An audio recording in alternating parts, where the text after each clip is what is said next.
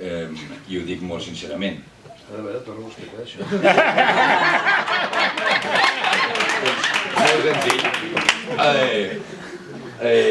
Doncs a l'espai transversal, que significava el PSC, que tu a més coneixes molt bé, òbviament, i que a més havia treballat per construir el catalanisme polític, ara s'ha convertit en una Catalunya que veiem com hi haurà dos grans partits, l'Esquerra Republicana i Ciutadans. Espera. No, com aquí tothom parla del seu anàlisi, jo parlo del meu. A Catalunya sí que existeix, el que no existeix és el PSC.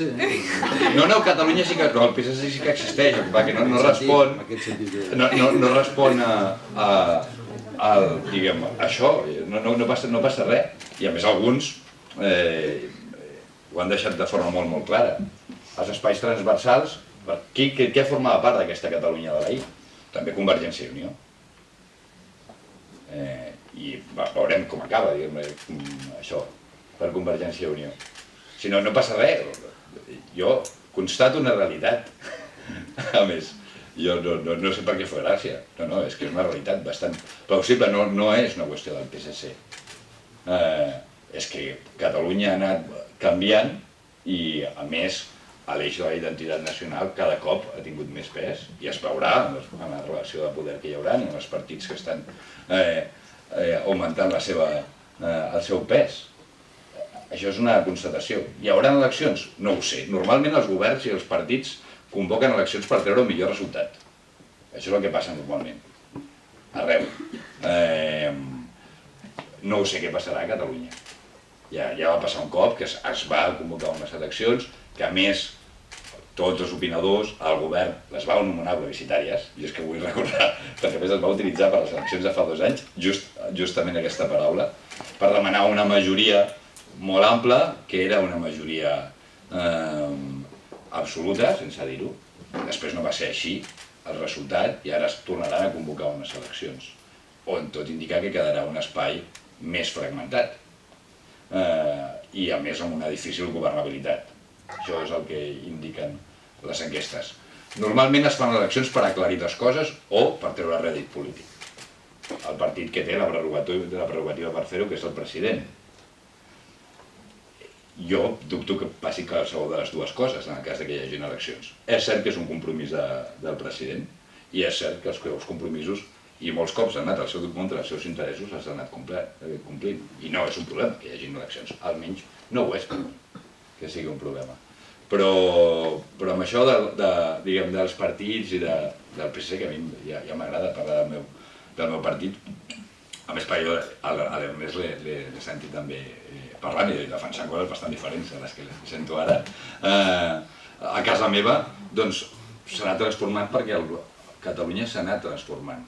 Ara, després de tot, el que quedi, veurem el panorama i veurem com queda el nostre país i després decidirem si ens sembla que és millor o pitjor,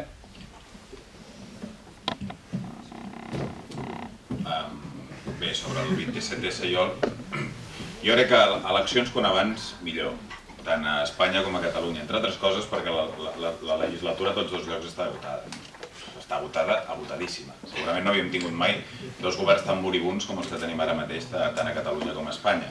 Un absolutament podrit per la corrupció, amb casos que tot el dia apareixen als diaris, ara el que darrerament ha sortit de les noves informacions sobre la Caixa BE Gènova, etc. Vull dir, tot això no s'aguanta per enlloc. I a Catalunya, evidentment, la legislatura, jo diria que està esgotada des del 9N, perquè exactament ara mateix no hi ha horitzó. Llavors, eleccions quan abans millor. Nosaltres plantegem que tant les eleccions a l'Estat com a Catalunya ens agradaria que fossin eleccions per donar-li un caràcter constituent i fer un doble procés constituent que ens permetés saltar totes les limitacions político-institucionals que tenim en aquests moments. Ara, són les eleccions del 27S el substitut de la consulta, perquè al final la gran pregunta és aquesta, si el 27S és el substitut de la consulta, si el 27 estarem comptant si s'ha votat per la independència en funció dels vots, els escons, no sé què, això és el que nosaltres neguem. Clar, és que no ho sap ningú. Escons. Bueno, no. Ningú ho ha aclarit. Només escons. Ningú ho ha aclarit, això. El Mas ho ha dit, que escons. Bueno, Mas ha dit doncs que no ho vaig sentir No aquell han dia. deixat Molt bé. votar, però estem escons. Pues escons, no hi estem d'acord, perquè els sistemes...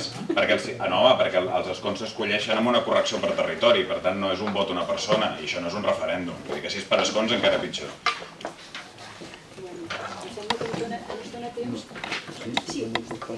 No, només dos apreciacions rapidíssimes. Una, si ens posem a recordar el que hem defensat cadascú en el passat, que és perfectament legítim, potser que en aquest canvi de Catalunya hauríem de començar per preguntar-nos què ha passat a Catalunya des del 30 de setembre de 2005, quan el Parlament de Catalunya va aprovar una proposta d'Estatut d'Autonomia i d'Estatut d'Autogovern.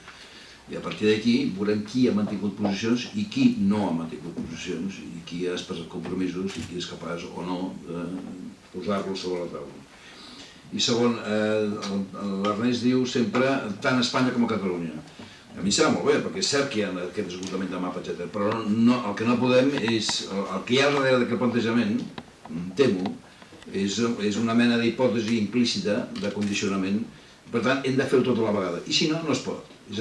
És a dir, Catalunya no pot prendre decisions al seu ritme i pel seu compte. Aquesta és la conclusió operativa de l'afirmació. Si Catalunya és un subjecte polític, podem tenir un ritme propi. Fa 6 anys que vam començar una determinada manera de